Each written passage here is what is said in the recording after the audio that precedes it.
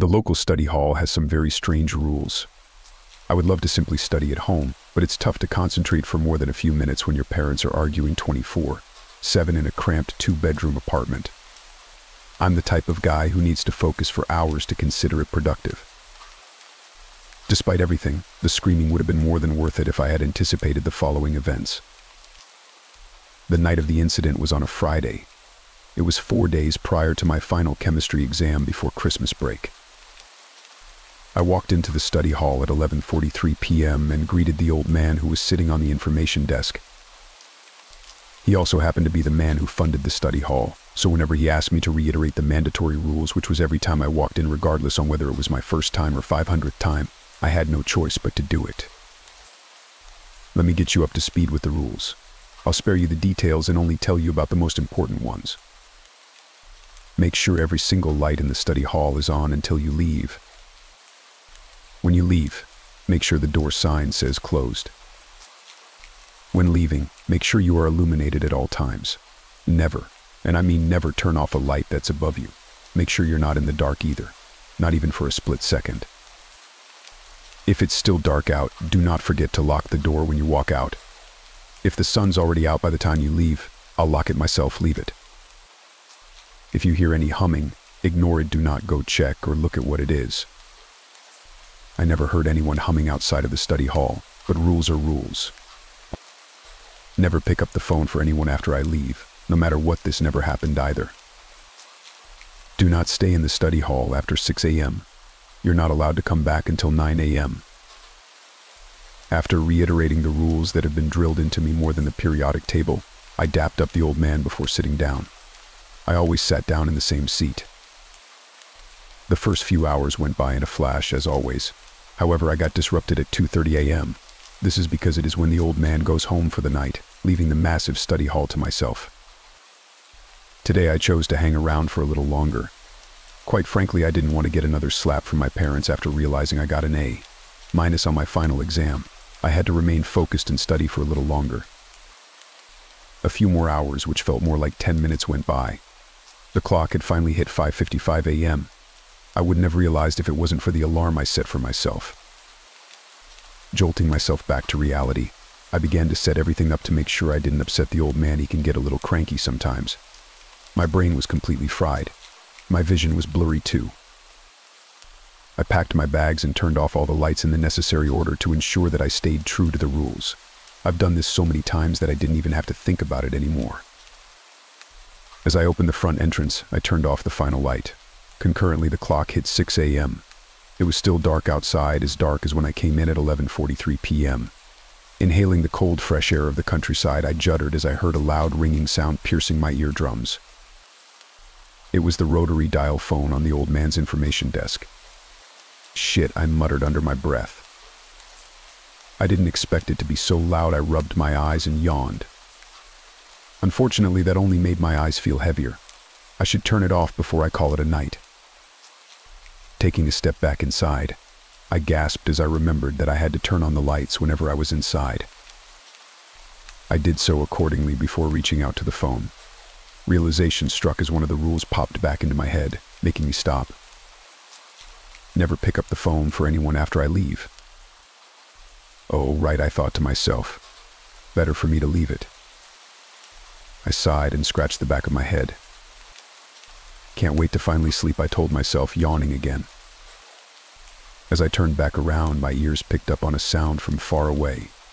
A sound that kept getting louder by the second, although so slightly. Hum da hum bia hum ba dum hum. I don't know why, but the sound alone sent shivers down my spine, waking me up instantly. It echoed across the study hall. As it got louder, I felt an insane pressure weighing down on me. It felt similar to the pressure one gets during sleep paralysis. As I felt my chest being crushed, I deeply inhaled and exhaled. I looked at my shaky palms, eyes widened.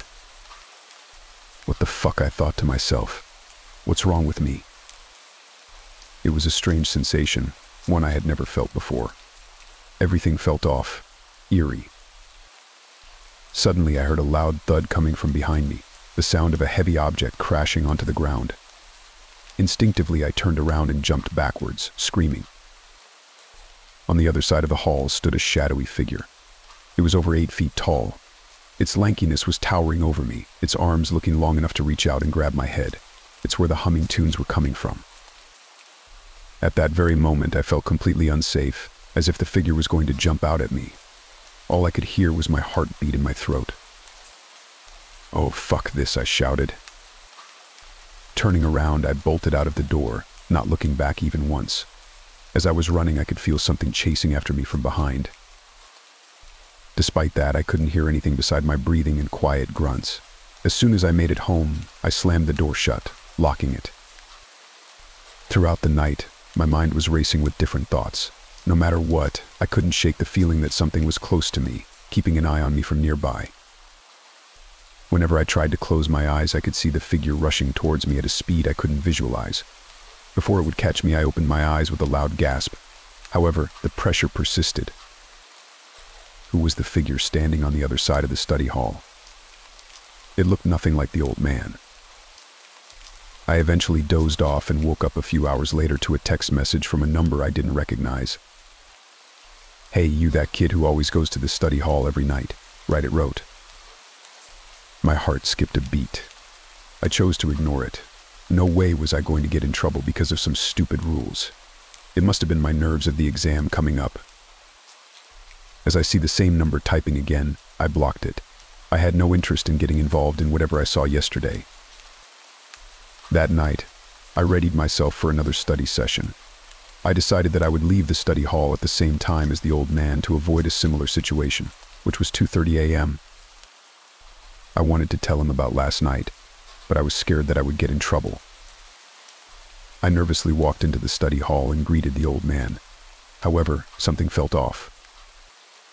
He was staring into my eyes a lot more intensely than usual, even after I recited the rules again to reassure him. He didn't seem mad or worried, just off. I figured it was paranoia. No way would he know about yesterday, right?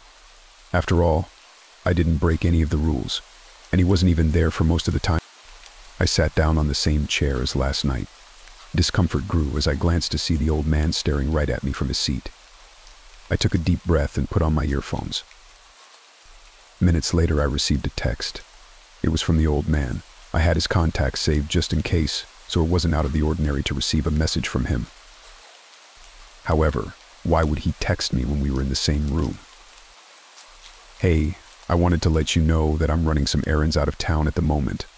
I think you've been in the study hall enough times for me to trust you alone for one night. Don't mess anything up and I'll be back on Monday morning," it wrote. My heart stopped as I read it. I'm running some errands out of town. I started shaking, rereading it over and over again. I'm running some errands out of town. I slowly looked up. The man on the information desk was still staring right at me. The pressure I felt on my chest last night came back. The light started flickering subtly as my breathing became shallower and quicker. My body tensed up and paralyzed. Out of town. Oh, and if that's the case, then who am I in the study hall with?